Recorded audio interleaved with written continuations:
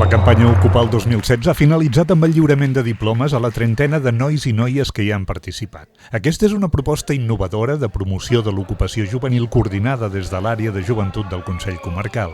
Fa 6 anys que l'estem fent, cada any hem intentat millorar-lo, portar més gent que compleixi, que vinguin i aprenguin un petit ofici que els ensenyem. S'ofereix formació gratuïta en diversos oficis a joves d'entre 16 i 24 anys. Aquest any s'han fet 3 grups: forestals, manteniment i pintura i, finalment, perruqueria. He pres bastant, he pres a tenyir, perquè el curs és de peluqueria. He pres bastant coses i coses que no sabia.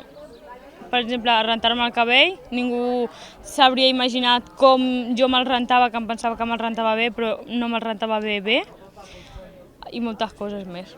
La experiencia está muy bien, porque los profesores también te ayudaban mucho, porque si a mí me ha gustado siempre ser el jardinero, y ahora como sé más cosas, pues puedo ir a una empresa y preguntar si puedo trabajar. Y si me preguntan qué has hecho, pues he hecho tal. Els joves que s'han format en forestal i manteniment i pintura han fet pràctiques a una vintena de municipis de la comarca.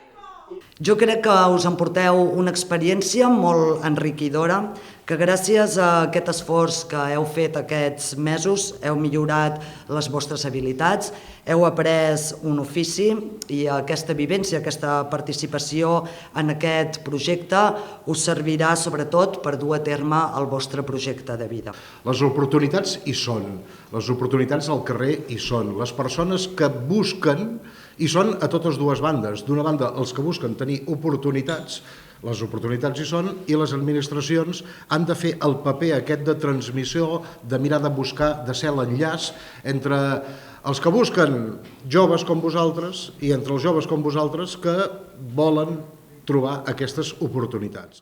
En aquesta formació, que ha durat uns 3 mesos, els joves també han rebut nocions per saber com abordar una entrevista de feina, riscos laborals i hàbits saludables.